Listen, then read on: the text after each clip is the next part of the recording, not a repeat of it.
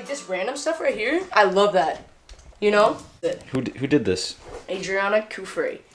Who's that? Soon to be Duplechin. Oh! Maybe. Hey, follow me. We got some more. She did these over the years. Started off when we first moved out here in the studio apartment. It was just the face, and then, you know, throughout weeks, months, she worked on it. And I love the fact that you can rub your hand and like feel everything. Like this, I don't know what this is, but I like it. And this one has a bunch of faces. Steve Watson is the guy that actually taught my dad how to paint. And my brother sent me this in the mail, and I was like, my childhood, because it used to be in my childhood home for the longest time, and Corey sent it to me, and I thought that was really sweet. Amo and the Sniffers, best band in the world. Some tattoo designs. This is your side of the This is my bed? side of the bed. You got a duck. Friday the 13th. Watched that growing up a lot. That's why I like scary movies. Sure, scary movie. Nowadays, Yeah, favorite one to watch. Hereditary scares me pretty well. It's just that one scene. You know what I mean? Goddamn. You know, if you know, you know. It the Clown, dude. Maybe that's why I like clowns so much. Bro.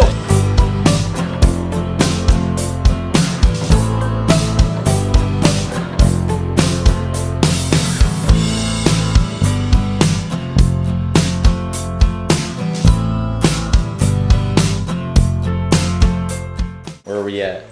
Alright, we're in the music room. This is my music spot. I'm getting a collection of pedals. But I don't have a board yet, so don't judge me. Isn't this cool? Hello. You got so many pedals. I got so many pedals. I swapped. Adriana gave me this, I'm so sorry, babe. But I got a new overdrive pedal. It's called the Red Llama, and it sounds fucking sick.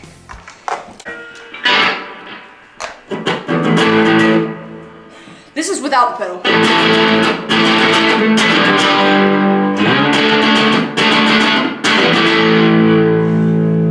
This is with.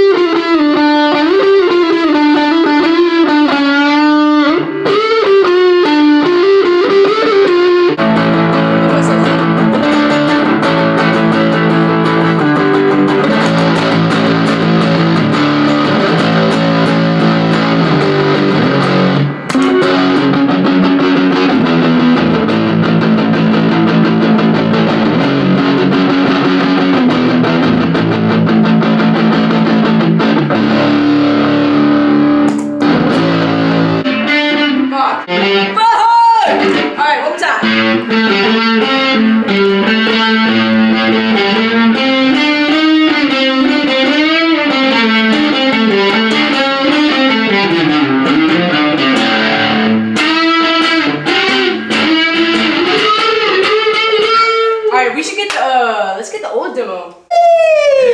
Woo! So I know this is more just. This is more for just.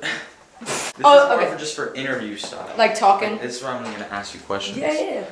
Close My Eyes. I wrote in 2023 and forgot about it, but I only had a verse.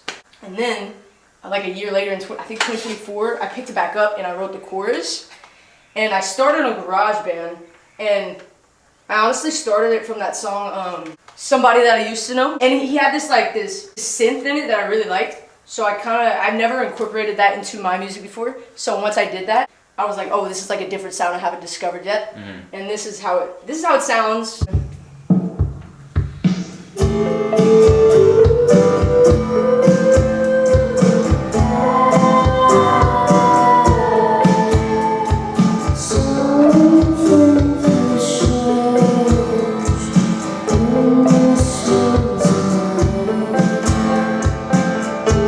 It's more like lo-fi, you know what I mean? Spacey lo-fi.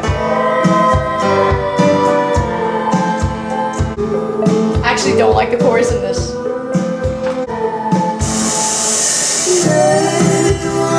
Bro.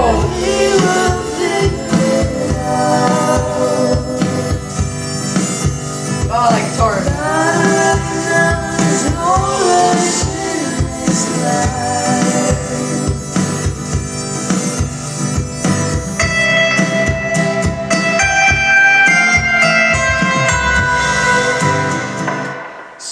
So different, dude. But you know, I knew Toby would kill it because he's into that EDM stuff, trap bass, and I was interested in how he would like make a rock song. And I think our duo is crazy, and then Kev as well works with us, and he always is spitting ideas like brush strokes, texture.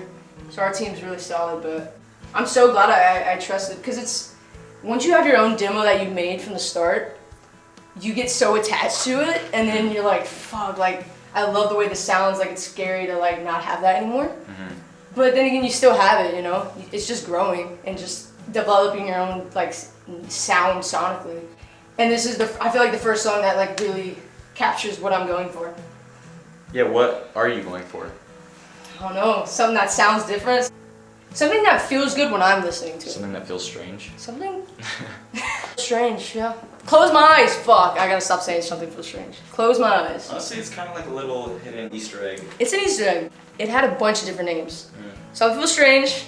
And then I wanted to do SFS, but Adriana kept saying it was shout out for shout out, so it made me mad. Wait, and then... Go deeper into that. Okay, I don't know. Something feels strange was gonna be the title, but I thought it was too long. I keep looking into the camera. I thought it was too long.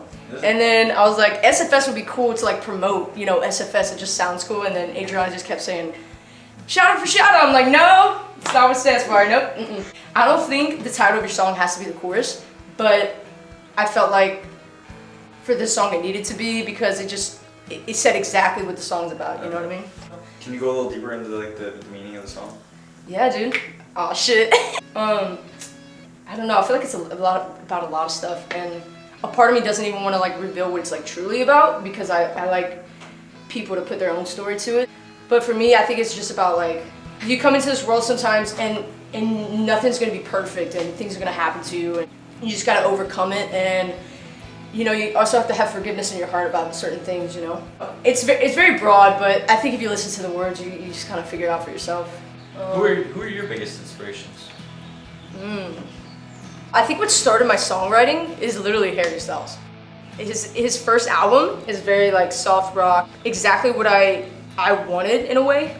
And I remember the first song I heard on the radio was Sign of the Times, and I had no idea it was Harry Styles, and that song blew my mind. And I just remember repeating that album like all the time, and that's when I first started getting into songwriting in 2021, honestly. Like that's when I really dove deep, because beforehand, like when I was in high school, I'd have a guitar and I would write like little snippets of songs, but I'd never finish them. I never thought like being an artist could be a career for me, because you know, you're in Louisiana, you don't have much going on. Well, for me personally, I didn't want to go to college, I didn't want to do any of that shit. But I remember TikTok blew up or whatever. Someone from California reached out to me and I was like, babe, do you want to go to California? And she was like, hell yeah. So we told our friends, we told our family, saved up some money, moved into my dad's house, and then I remember when we moved into my dad's house, that's when I started like writing. And they weren't the best, but you know, you're gonna write a lot of bad ones before you make any good ones. But I still have all those old demos. I got my first electric guitar, it changed a lot for me, like started learning riffs. Wasn't the best, but I got better. And then I was obsessed with the way like the electric guitar sounded, like with drums. It's different with acoustic, but when you add layers to your music, you know, you create your own sound and it's really addicting. Yeah, I remember I went to Old Town Pub, and that's where I met Carla. She goes by Beecha. And like Lila and all them. They were playing live at the Old Town Pub, and they had literally like 5 people on stage, like 2 guitarists, 1 bassist, like 3 singers, like background singers. Carla was on guitar, and I was like mind blown because I was like, I want to do that, you know. I knew I was in the right place when I saw that, you know, because I hadn't seen that in Louisiana much. They're young, they have that like grunge to them that I liked. So are you in a band? Not yet.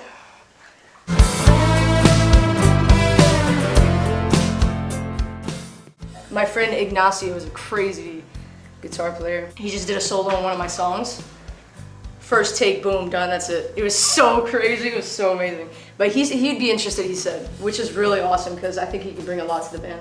I play the rhythm, maybe a little bit of lead, you know. That's sick though. Yeah, we just need a bassist and a drummer. And then I'm set, dude. I don't know, I just gotta do it. I just gotta find the right people. All right, let's go to Creation and walk the mud. How about that? How you like them apples?